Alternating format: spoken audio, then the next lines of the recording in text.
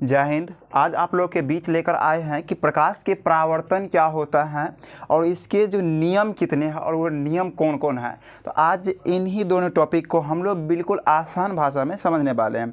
तो चलिए स्टार्ट करते हैं कि पहला है प्रकाश का परावर्तन। देखिए परावर्तन मतलब क्या हुआ, देखिए परावर्तन हो जाना मतलब लौट जाना, यानी प्रकाश का लौटना ही प्रकाश का परावर्तन कहलाता है। तो कब लौटेगा, जैसे बोल रहे हैं कि जब प्रकाश की किरण, जब प्रकाश की किरण, ये है प्रकाश का किरण। घर में देखे होंगे कि अगर हम अपना टॉर्च को किसी आईना पे जलाएंगे तो आईना क्या करता है, उस प्रकाश को पुनः लौटा देता है, मतलब ग्रहण नहीं करता है, यानी अवशोषण नहीं करता, उसे लौटा देता है। यानी जाता है प्रकाश किरण आईना के सतह से टकराता है और टकराने के बाद क्या हो जाता है, पुनः जिधर से गया था उसी दिशा में लौट जाता है। तो सीधा समझते हैं कि इधर से, अगर मान लेते हैं यहाँ पर हम टॉर्च जला रहे हैं तो यहाँ से प्रकाश किरण निकल रहा है, यहाँ आया और टकराया इस परावर्तन, ये दर्पण मान लेते हैं, ये दर्पण है, और इससे टकराया और टकराने के बाद इधर लौट गया।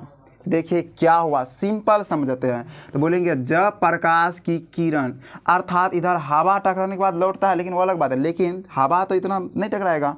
तो बोलेंगे जब प्रकाश की किरण, जब प्रकाश की किरण किसी परावर्तक सतह से टकराकर पुनः उसी माध्यम में लौट जाता है। माध्यम मतलब अगर इधर हवा है तो अब मान लेते उधर पानी है, तो यह हवा से पुनः हवा में लौट गया, मतलब पानी में नहीं गया बल्कि हवा से यह हवा में ही लौट गया। तो बोलेंगे जब प्रकाश की किरण किसी परावर्तक सतह से टकराकर पुनः उसी माध्यम में लौट जाता है तो प्रकाश जो इस प्रकार लौटा, तो इसी घटना को बोलेंगे प्रकाश का परावर्तन।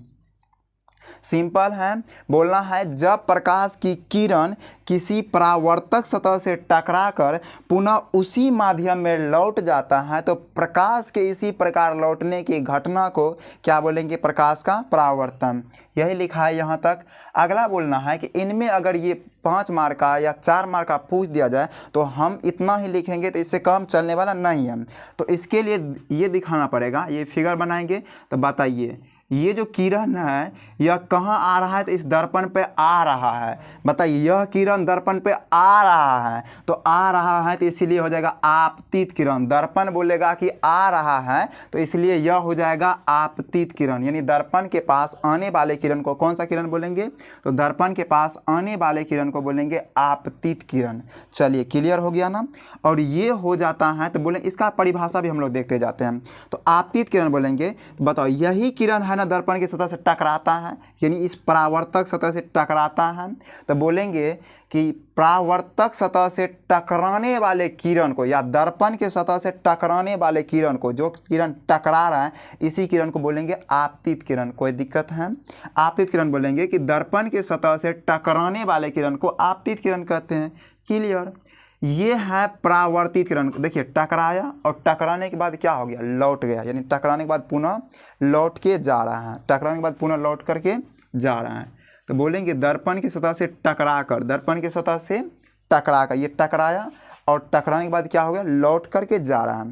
तो बोलेंगे दर्पण की सतह से टकराकर जाने वाले किरण को, ये जो किरण जा रहा है यानी टकराया, टकराने के बाद लौट रहा है, तो बोलेंगे दर्पण की सतह से टकराकर जाने वाले किरण को क्या बोलेंगे, परावर्तित किरण बोलेंगे। क्लियर ना। अब देखिए बीच में रहता है अभिलंब, ये जो बीच में है, बीच में है अभिलंब। तो अभिलंब क्या होता है बताइए, यह किनके किनके बीच में, ये जो लंब है, ये जो यहाँ पे लंब खड़ा है, ये किनके किनके बीच में है, तो यह है आपतित किरण और परावर्तित किरण के बीच। तो सीधा बोलेंगे आपतित किरण और परावर्तित किरण के जो बीच में जो लंब है, जैसे देखिए हम लोग मैथ पढ़े होंगे तो एक रेखा है और इस पर अगर खड़ा बिंदु दे देते हैं, खड़ा रेखा देते हैं तो बोलते हैं इसको लंब है। तो ये जो लंब, जो खड़ा रेखा होता है इसे क्या बोलते हैं, लंब। तो इसी प्रकार से ये जो लंब खड़े हैं या किसके किसके बीच है, तो ये आपतित किरण और परावर्तित किरण के बीच। तो बोलेंगे आपतित किरण और परावर्तित किरण के बीच डाला गया लंब अभिलंब कहलाता है। सीधा समझते हैं, किनके बीच, आपतित किरण और परावर्तित किरण के बीच डाला गया लंब अभिलंब कहलाता है। समझ गए ना। आगे पूछना इसमें कि आपतन कोण। देखिए आपतित किरण के जो बगल में कोण बनेगा आपतन कोण और परावर्तित किरण के जो बगल में कोण बनेगा परावर्तन कोण। नाम से कोण डिक्लेयर हो जाएगा। आपतित किरण के बगल में आपतन कोण, परावर्तित किरण के बगल में परावर्तन कोण। तो आपतन कोण का परिभाषा हम कैसे देखेंगे बताइए, कोण जो बनता है तो कोण दो सतह के बीच में बनता है। तो बताइए पहला सतह ये है और दूसरा सतह ये है, तो बताइए इन सतह का नाम क्या है? तो इन सतह का नाम है आपतित किरण, और इन सतह का नाम क्या है? तो इनका नाम है अभिलंब। तो बोलेंगे आपतित किरण और अभिलंब के बीच बनने वाले कोण को बोलेंगे आपतन कोण। कितना ईजी है कि आपतित किरण और अभिलंब के बीच में जो कोण बन रहा है इसे ही बोलेंगे आपतन कोण। अब अगला है परावर्तन कोण। देखना है परावर्तन कोण, तो ये भी दो सतह के बीच में बन रहा है। तो कौन कौन सतह? एक है अभिलंब और एक है परावर्तित किरण। तो बोलेंगे अभिलंब और परावर्तित किरण के बीच बनने वाले कोण को कौन सा कोण कहेंगे? तो परावर्तन कोण कहेंगे। तो ये सभी लिख देंगे तो इसके बाद 4 या 5 मार्क आसानी से मिल जाएगा।